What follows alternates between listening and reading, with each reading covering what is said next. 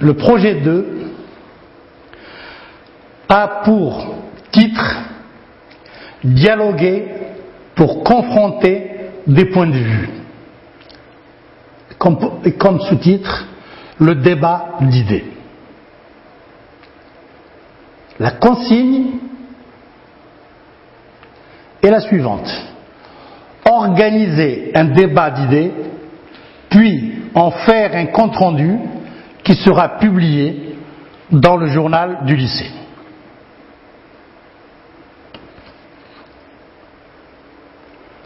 Analysons le titre et la consigne. Il s'agit pour nous, en fin de parcours,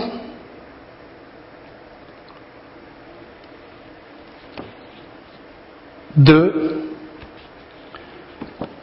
faire un compte rendu qui sera publié dans le journal du lycée ou probablement de la classe.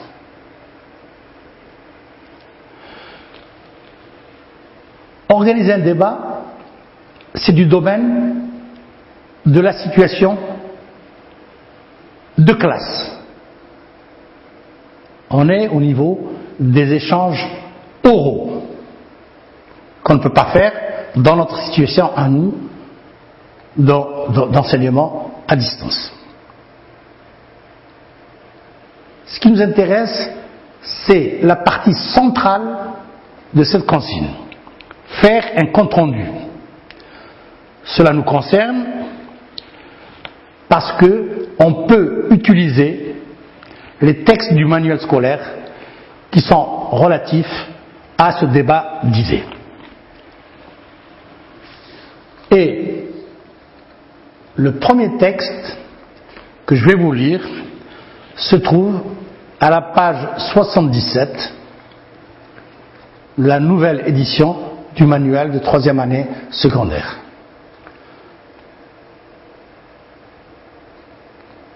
Il a pour titre Hamid Serraj réunit les Fellahs.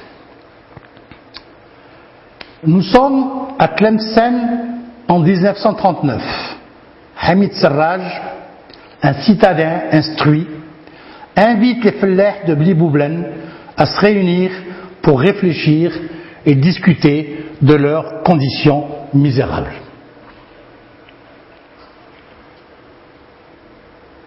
C'est la mise en situation qui est présentée sous forme italique. C'est la présentation, l'annonce du texte qui va suivre et qui est un pur dialogue.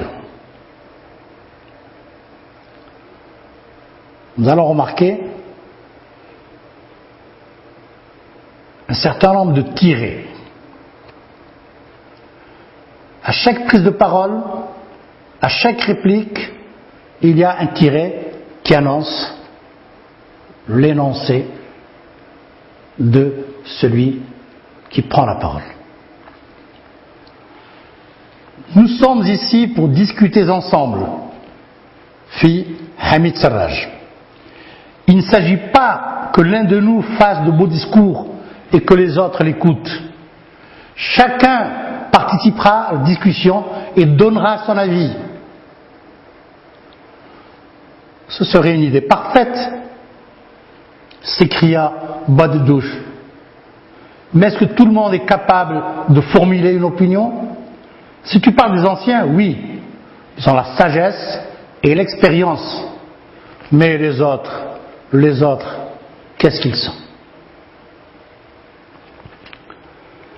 Badedouche fronça les sourcils de défi tout en dévisageant l'assistance.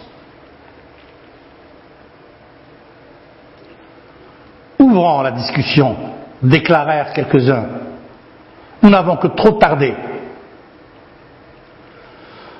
Alors, je donne mon avis, proclama Badedouche, ignorant délibérément ce qui venait d'être dit. Si les citadins et les Fellahs pouvaient s'unir, le passage vers un monde plus facile deviendrait possible. Mais c'est irréalisable. Nous savons ce qu'on attend de nous, s'écria-t-il encore avec force. C'est nous qui régénérons cette terre.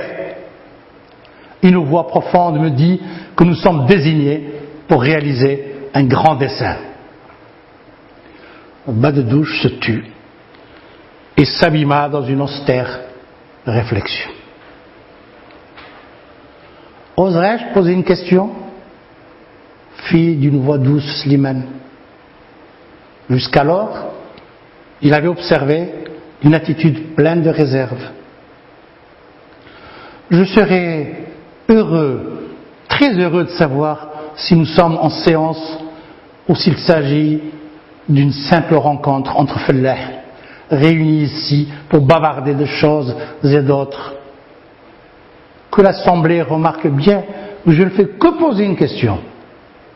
Je n'aurai pas l'indigne prétention de faire allusion à quoi que ce soit. Je propose seulement d'ouvrir la séance, dit Hamid Sarraj. Il faudrait alors un raïs. Il donnera la parole à chacun d'entre nous qui estime avoir quelque chose à dire. Un raïs? Qu'est-ce qu'un raïs vient faire dans une réunion de fellah? Demanda quelqu'un. Mais moi, je n'ai pas besoin d'un raïs pour prendre la parole, protesta Badedouche. Je vais la prendre tout seul. Voilà, répondit Hamid Sarraj. Nous nous sommes réunis pour discuter de choses qui nous tiennent à cœur. Nous serons donc plusieurs à vouloir parler. Mais si nous parlons en même temps, celui qui est à l'est n'entendront pas celui qui est à l'ouest. Le désordre et la confusion s'empareront de nos propos malgré toute la bonne volonté. Si les choses dont nous voulons discuter nous tiennent donc à cœur, il est indispensable qu'un raïs préside la séance, donne la parole à celui qui la demandera et veille à ce que rien ne dérange notre réunion.